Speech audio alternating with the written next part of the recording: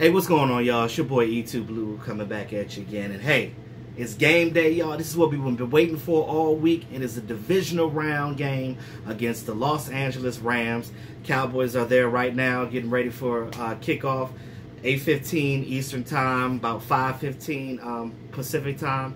We got a winter storm warning here on the East Coast, especially in my area. It's supposed to snow, which kind of sucks, but it is what it is. I'm going to do what I do, so I ain't going to let it stop me. Cowboys coming in this game 7-point underdogs. Now, I don't think that that's accurate, but it is what it is. This is what the talking heads believe. They think the Rams got what it takes to beat the Cowboys, and you know, they have a very good team. I have a lot of respect for them, but at the end of the day, this is your matchup.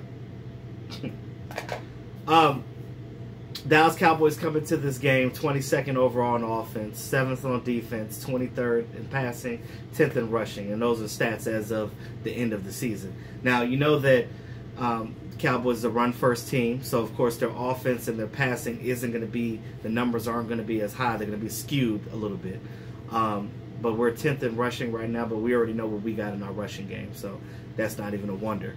You look at the Los Angeles Rams, they're second on offense. They throw the ball deep. They don't throw short passes. They throw medium to deep balls, and then they run the ball with Gurley. They are 19th in the league in defense. Their best thing on their defense is their front line with Aaron Donald, Michael Brockers, and Ndamukong Suh.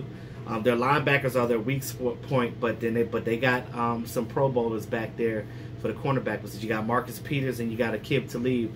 It's like 7 Pro Bowls between these guys, and these guys can get it done. So you got to look out for that.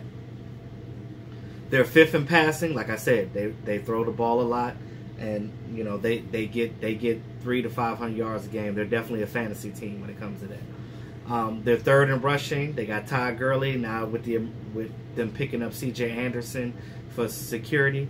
They got 2 backs that are capable of getting the job done. Now, you look at where we are with passing. Now, Dak Prescott's numbers, of course, they don't track them, you know, stat-wise after the playoffs, because that's a whole different chart, because the playoffs is its own realm. But for the season, Dak Prescott was 67.7 completion rating, and to Jared Goff 64.9 completion rating. And he ended the season with 32 touchdowns and 12 interceptions. Again, they scored a lot of points. They threw a lot of touchdown passes. And, you know, earlier in the season, when Cooper Kupp was there, they were really doing some things. Cooper Kupp, that's their main guy right there that they're missing on their wide receivers. But these other guys can get it done. Reynolds took his spot. Reynolds has a lot of confidence right now. And, you know, you got to look out for him. Brandon Cooks, he's a great receiver. And these guys are getting it done. They're spreading the ball around, they're throwing the ball deep, and they're getting their guys open. And that's what McVay does. He wants his team to throw the ball. They want to maximize their opportunities, and they want to beat you that way, and that's what they do. Dak has 13 wins in prime time since entering the NFL. Now, that is some high praise for a young guy in playing only 3 years in the league. I got to give him a hand clap for that, because, look, you know, it's hard play in the NFL. And you know, you look at a guy that was a 4th round pick, was counted out, wasn't supposed to start. You know, he was really drafted to back up Tony for a little while until Tony eventually retired. But you know, after an injury, that became that next year. Nobody saw that coming. But Dak stood up to and look, you got to give him credit. He stood up to the plate. And, of course, he makes mistakes, and he's going to continue to make mistakes because he's still young. He's still learning. You know, most quarterbacks that come in this league that start right away, they end up being backups. They don't end up being franchise quarterbacks. But I think that Dak has what it takes, his leadership qualities, to be the franchise quarterback for this team. And I think that he will eventually get to that point. Now, you can say right now he's already the franchise quarterback, because I don't think that they're going back from that. So I would say this, that if they keep backing him up, he's ain't going to do nothing but get better for you, and that's a good thing. Ezekiel Elliott, 4th overall pick in 2016. He just got selected for his second Pro Bowl out of those 3 years. For his career stats, he has 4,048 yards for career rushing yards to Todd Gurley's 4,547 career. And you look at their numbers, you know, Gurley got drafted in 10th overall, and he's been in the league a year longer, and now he's getting named to his third Pro Bowl. You know, he's been in a year longer, but their numbers are right there with each other. Two of the most dynamic running backs in this league. The biggest difference between the two, though, Todd Gurley is a stand-up runner. He runs upright. Ezekiel Elliott is more of a push guy. He comes in, he dips down, and he gets more yardage. He lunges forward. They're both very shifty guys. They're both guys that are patient, wait for the holes to develop, and hit it hard. And, you know, Todd Gurley is a guy they use him on jet sweeps as well. They use him on a lot of screen plays and things of that nature. So you got to watch out for it. They're going to use him in different. They're going to line him up different ways, and you got to be ready for that as a defense. Since 1970, only Terrell Davis has averaged more rushing yards per game in the playoffs than Ezekiel Elliott. Now, and that might be period, because Ezekiel Elliott has done some things that only been done since even before the Cowboys were even in existence in 1960. So, you know, it is what it is.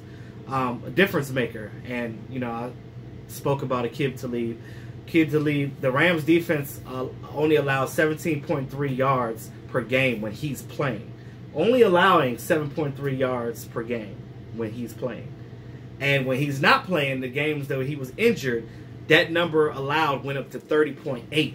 So apparently Aqib Talib was out there doing big things for this Rams defense and helping them out. But one thing that I will say about the Rams that I've known just by, you know, watching tape and seeing some of their old games, that they're not the greatest with zone defense. So, you know, there's spots. And Amari Cooper is going to be huge in this game because he's a great route runner, and he knows Aqib Talib and Marcus Peters. He played with them in their division when he was with the Raiders, and Marcus was with the Chiefs, and Talib was with the Broncos. You know, they played against each other all the time. They know each other well, but they know that they can't stop Amari Cooper. They know that.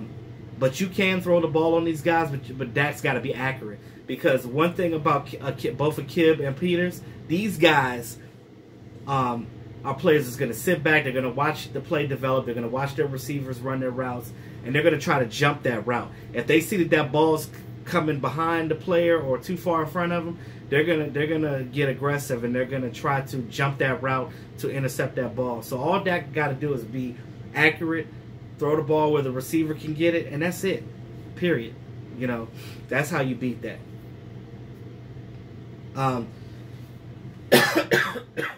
Sorry. So the Rams at home have a 7-1 record, 37.1 points per game, 28.1 points per game allowed, plus 8 turnover differential.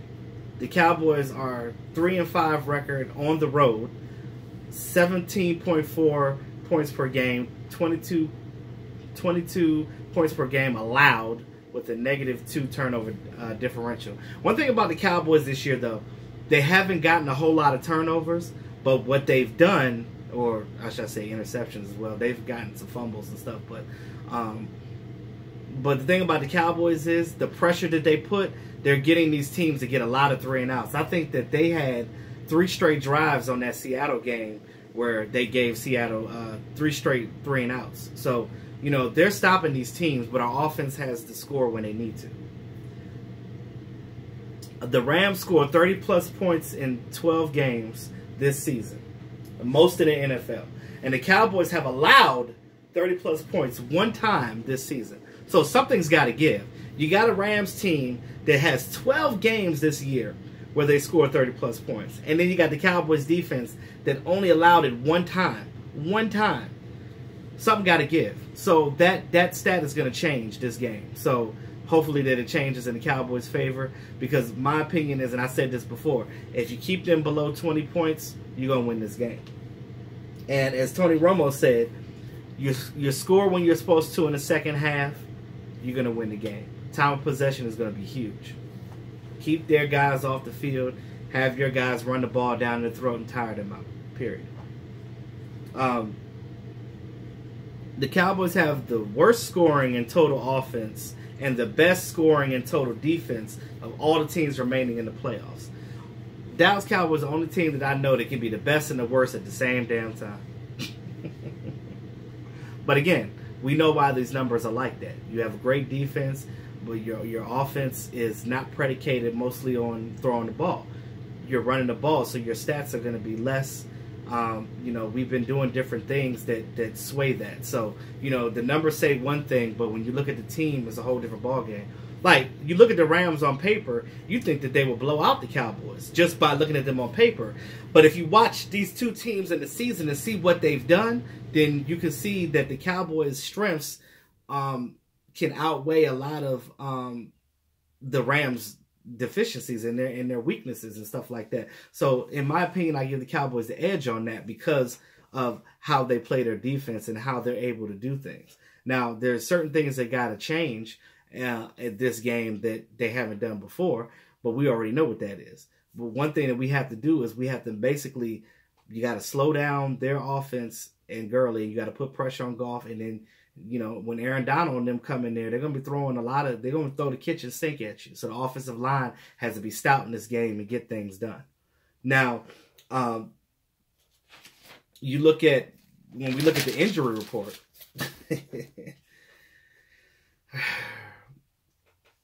David Irvin is the only one ruled out. I am so disappointed in this kid because reports come out that said that basically he missed multiple drug tests. And I'm like, come on, dude. Come on. Why are you missing drug tests? There is such a small percentage of players that even get drafted. Even smaller players that stick around that are undrafted. You were on a practice squad with the Chiefs when we got you. And Cowboys gave you a chance. You showed up. You played well. You became one of the core guys. Jerry Jones put so much stock in you. Even when the coaches was like, we need to cut him. Jerry Jones, the only one standing on the table, was like, I want to keep him. This guy has ability. He has the talent. He has these long arms. He's able to sack the quarterback and apply pressure. And I want to keep this guy. You can't do nothing but love Jerry Jones for that. These players, every player that's played for him, every player that's come across him has always said, I love Jerry. He's like a father. Jalen Smith said, he's the best owner I've ever had. So you look at this. Jerry Jones gets a lot of crap. And yeah, he said something he owed. Forgive him. But Jerry Jones has done a lot for his players. And, he's given players a lot of chances, even Des Bryant. So, whatever he's dealing with in his personal life, I feel for that. I'm not one to judge people, but this is your job, bro. You're in a field where you can make a lot of money, and you can only do it for a short time. So you better make all your money now and invest that. You're dealing with baby mama drama. Okay, whatever. You want to provide for your daughter? Play this game. Play. But it's too late now because you're probably going to get suspended again. The Cowboys are going to end up cutting him, and he just squandered his chances. And it sucks, and it breaks my heart to even hear that because you have opportunities that a lot of people don't get, and you just threw that out the damn window. And there's players that come out of college and wish that they were drafted, wish they were in his situation. It sucks. It's a waste of talent. It's a waste of time, and it sucks. It really does. Now, it is what it is. I just hope that he gets his life together and learns from this. That's all I got to say. And I got to give Randy Gregory credit because he was dealing with some, with not only just, doing the drugs, but personally, like, mental issues, depression and things of that nature. I imagine, I've never been one that dealt with addictions at all, but, I will say this, I have a father that's a drug addict, I don't deal with him nor am I around him, but I wish him well and I pray that he gets better. But I understand that people have addictions, and again, you need help. And these guys, you need to have people around you that are positive to help you get better in life. You know what I mean? And I'm a believer in that. But, it is what it is. I wish him well, but unfortunately, like, he squandered his chance with the Cowboys, and I don't think he's coming back after. I think he's done. Not to be morbid, but it is what it is. Cole Beasley, Malik Collins, Blake Jarwin, Xavier Sulo-Filo, they're all questionable for this game, but I'm pretty sure they're all going to play. You know why? Because it's the playoffs, it's the division round, and they're going to play. They're going to do whatever they can. Cole Beasley and Blake Jarwin were the two biggest ones because they're key in this game. These are skilled players that have to play. I'm pretty sure they're going to wrap some things that they didn't play. They didn't practice all week, and that was on purpose because they needed that rehab time. They needed to get, heal up some things, and hopefully they'll be ready to go. You look at the Rams, everybody playing. They ain't got nobody. Well, one person is questionable. That's Ethan Westbrook's their defensive lineman. He's dealing with a little thigh issue, but Gurley playing. But I don't think Gurley's 100%. They say that he is, but he's not. He's not. I don't wish any injury on a player, but I hope that in the game that like something happened where somebody accidentally tap his knee or something, and he's like, he'd be like be like Family Guy when like, those of you that watch Family Guy, you know exactly what I'm talking about. But Peter Griffin, baby.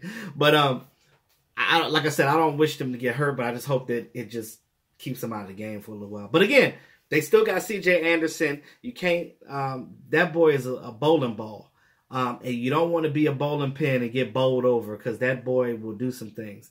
He was good when he was with the Broncos himself when he was their running back. And I know what he can do. He's only been on the team, a couple of weeks, and he already had like 400 yards rushing and 2 touchdowns. So, they got some guys out there. So they got players. So, it's all respect for the Rams right now. I don't hate them. I don't. This game is going to be crucial. 60-40 Cowboys as far as fan base there. We have a big contingency of fan base in California. Shout out to Brian SoCal. If you're going to the game, go out there, show up and show out. It is your job as Cowboy fans that are living in California or that are going to the game tonight, to go out there and show out and make it not be a home game for the Rams. It's going to be a neutral game because technically it's not a home game because the Rams are getting their stadium built somewhere else. And it's funny because their stadium is getting built right now, but they've been having issues with the foundation because it's been raining a lot. And that's funny because what's the famous song? It never rains in Southern California. And they tell me. So, again, but apparently it did. It rained. And over there, I think it's going to be in the Inglewood area or whatever. Yeah. So, but shout out to them for getting their new stadium built. I mean, it's going to be a beautiful place. I seen the model of it. It's going to be nice. I definitely want to get traveling and go to different places and see certain things myself. But, it is what it is. Keys to victory. So, there's a lot of things that you look at this game and you look at the connections with this. And I think that Amari Cooper, Tavon Austin, they're going to have big games. Tavon Austin has a lot to prove because this is the team that traded him to the Cowboys. And, he wants to show out and he wants to show his old team that I'm still a player, that these injuries did not hinder much, and I'm still going to do me. You look at the biggest thing that I worry about is not even the players right now on their team. It's their defensive coordinator, Wade Phillips. He was a coach for the Dallas Cowboys before. He knows Garrett. He knows how Garrett likes to coach because I think Garrett was the coordinator when he was the coach here. So they know each other very well. He knows Jerry. And remember when we played the Denver Broncos and they whooped that ass and Ezekiel Elliott didn't have that many yards. So you just look at what they can do over there. That's the thing. They're going to throw some twist stunts at us with Aaron Donald, and they're going to do some things to try to confuse our offensive line. So it's imperative that our line does a lot of shifting, and I think that Connor Williams is a better player when it comes to that. Sulo-Filo is a power guy. He's more of a power back. But when you're going against a team that does a lot of twist stunts and does a lot of trickery on their defense to try to get to the quarterback, and shifting that line and moving different ways and being a lane and knowing who that you're blocking is going to be important in this game. So I think that it's going to be a good test for the young Connor Williams, and I think he's up for the challenge. He did good last week, and you got a defensive front that's similar to that Seattle one with this one. So let's get that done. Let's get it done. I mean, you got Aaron Donald with 20.5 sacks at the defensive tackle position. I can't do nothing but respect that. That is a player right there. That is hard to do. I don't think I've seen anybody else in the league have 20.5 sacks at the defensive tackle position. That's an interior spot. That's crazy. But, you know, he's a dynamic defender, and you got to watch out for him. Joe Looney, you're up, bro. So keys to victory: contain Gurley, C.J. Anderson. We talked about that. You know, you contain these guys, you're going to basically have them throw the ball. You're going to have to stop Brandon Cooks out there and their young guy Reynolds that took the place of the injured Cooper Kupp when he tore his ACL. He has a lot of confidence right now, so our corners and our safeties got to be alert this game. Communication is going to be key. No busted plays in that back end, period. Because Jared Goff is going to get these guys in open space, and it's going to be a long day. Number 2, put pressure on Goff. Don't let the receivers get open space. And I just said that. You know, you put pressure on him, he's going to throw that ball out of bounds because he ain't trying to take that sack, period. Number 3, play fast. Come out, score in the red zone, and you can't settle for field goals. As my man Sandman likes to say, miss her, my her, miss her, my her. And as I always say, not my her. You know, we were very spoiled before having Dan Bailey here, and basically running, and we would go get a chicken sandwich or get a drink or some beer or something after the touchdown, because you know, most people did that because you didn't watch the kicker because you knew it was going to be clutch. You know, as a fan base, I feel like we're spoiled like that because we had a guy that was kicking like that. And then, you know, after his injury and he was missing and they released him and he went to the Vikings to never be seen again. You got Maher. He comes in and he kicks well, and then all of a sudden he's struggling. And it seems like he favors the right side of the goalpost. But now it's like you're watching. And I feel like, you know, as a fan base, we can't get too comfortable because, you know, there is a salary cap. And there's teams out here that want some of the guys that are our backups as their starters because they don't have the dynamics, some of the players that we have. So you got to be thankful of that, guys. Look at Ezekiel Elliott. He's the upper echelon of the running backs. A lot of people say that, you know, we need backup running backs and this and that. Rod Smith ain't bad. You seen what he did last year and the year before? It's not like he sucks. There's teams that their starting running backs are at the same level of Rod Smith. They don't even have an Ezekiel Elliott type player. So because we have somebody like Ezekiel Elliott, which is rare, those guys don't. Every team don't have those. Every team don't have a Todd Gurley. Every team don't have Ezekiel Elliott. Every team don't have a Saquon Barkley. You know what I mean? Like, these guys are dynamic runners. But, you know, everybody else is Rod Smith level, which I'm fine with that. I think that as a backup, I think he's great. We just have to, the Cowboys got to, you know, with the running back position, that's a position you got to get into a groove. You can't just go out there and be like, first run and it's going to be to the house. No, you have to build that up. You have to find your niche. You have to see how the defense is playing. You can't just get the ball. You have to get into a groove. Get your running back into a groove, and I guarantee you he'll make some plays. Like I said, we got guys. We did a lot of misdirections and screen passes to our running backs before. Do it again. Do it again. You talk about scoring in the red zone. What happened to the I formation? We stopped doing that. Look at Zeke. You could put both him and Rod in the game at the same time. That's going to confuse the defense. I'm like, where are they going? Because now they got to contest for if Dak just wants to run the ball in, and you're going to use those guys as decoys.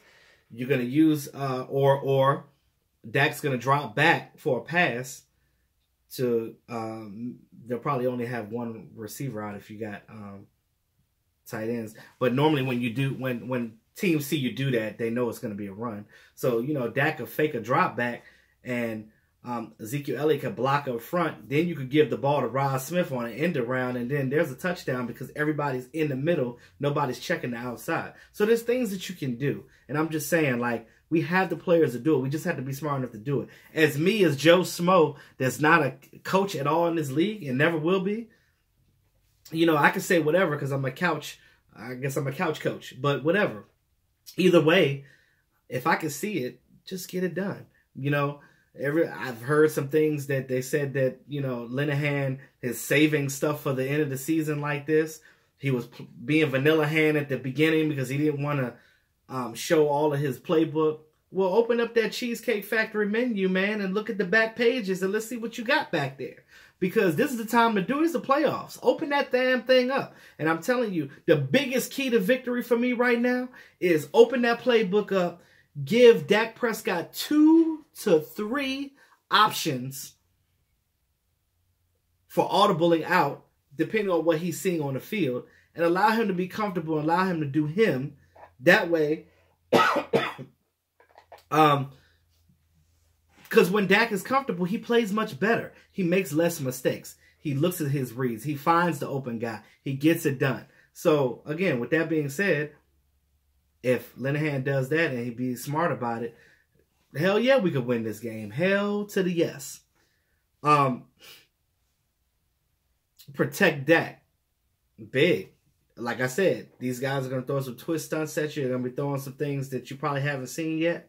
And it is our job to basically get out there and do what we need to do to block for Dak and make sure that Dak is good. And make sure he's upright and he can complete the ball without being sacked. Complete the pass without getting sacked.